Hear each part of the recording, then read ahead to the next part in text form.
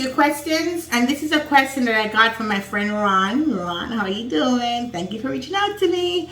And this was a question that she got in her interview, and she asked me to talk about it, right? So the question she got was, give me an example of a time when your clients were not satisfied with the level of service your department or organization was providing, and what did you do?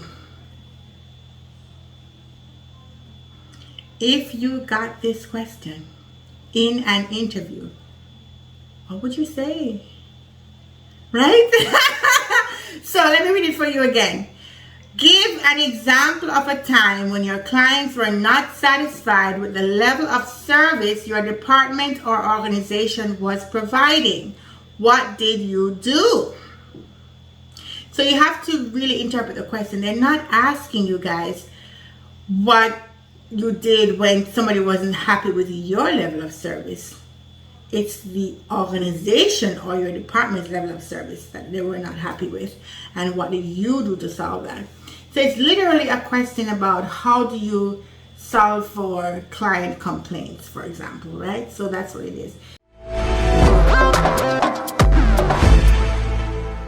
So here's an example of how I would answer this question. I would say, I was working in a small company at one point, and we were building software for larger companies and helping their sales teams to be ready to be able to win the deal and have all the information to win the deal.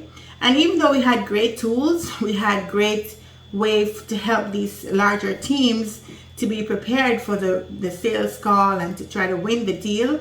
What we heard, or what I was hearing back from the clients, was they were a little bit dissatisfied with the navigation of how to get to these different tools. So for example, they would click into, say, a relationship map to see all of the contacts that are related to this deal. But if they needed to do the next step action, like reach out to them and do other things, they had to go back to the main screen, search for the contact, find that contact, and then do the action they need to take. So our tool wasn't good at helping them follow their user's journey and giving them the next best action that they should take. And we heard this from the client. They would call about it. They would leave support tickets. So hearing this, what I did was I would create these enhancement requests, and I would feed that up to the product owner and the project manager to say, these are some of the things our clients are asking for.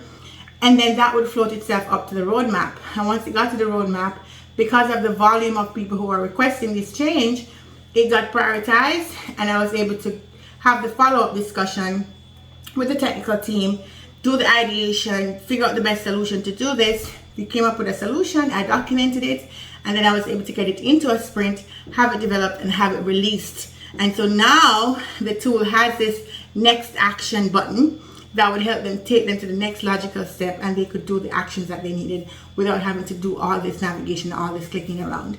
So in this example, I was able to identify what the complaint was and do the elicitation activities around it to make sure this was a genuine problem and make sure I understood exactly what the problem was. And then I would escalate this to the appropriate people who could make the decision as to whether or not we should go ahead and solve for it. And once that decision was made, I met with the team, had the collaboration, the iterative discussions, till I got the solution that we all could agree to. And I wrote the documentation around that, the user stories and the requirements documentation, and was able to help the team get it delivered, and then we were able to release it out. So my individual contribution was not just taking a problem and just leaving it for somebody else to solve, but really bringing attention to it and focusing on it so that my department and my organization could provide a higher quality of service to our clients. So that was a long answer, right? That was a kind of a long-winded answer. But the problem with you guys, I find, is that you guys like to give fluffy answers. So in the interviews, they ask you a question like this, and you say something like, we're working on this project, we had a problem with our requirements, I was able to take it to the project manager, she prioritized it, we were able to come up with a solution, document it and implement it, and then we were able to solve the problem for the customer. Why didn't you just tell them? Nothing.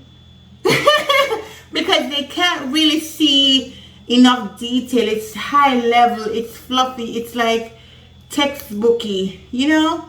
You got to get into more of the weeds. Give an example. This is when I tell a story, you can see, you can feel, you're almost like you're there, right? You see the color, you see the frustration, you see the communication I'm having. You want to use words that conjure these things up with your interviewers so they can see you doing the task and they can really follow your story. So that's an example of how I would answer a question like that in an interview.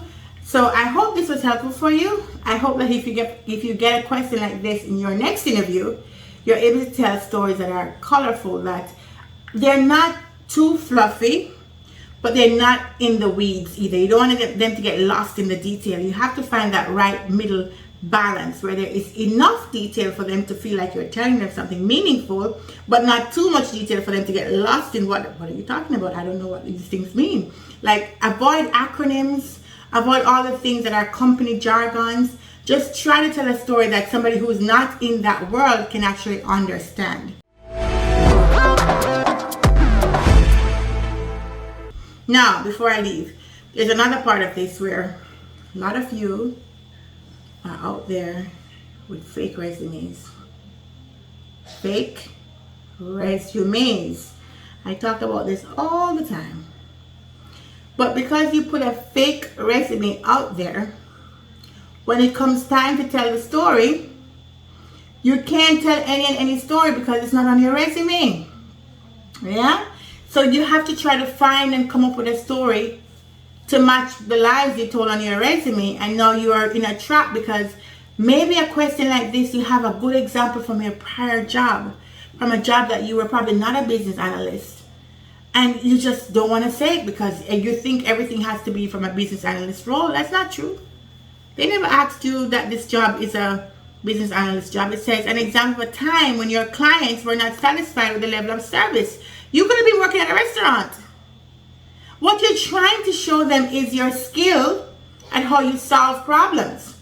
If your skill of how you collaborate, of how you work things through from the inception to the end, to like the software development life cycle, if you're building a software. But it could be that you're a barista and the clients weren't happy with the coffee.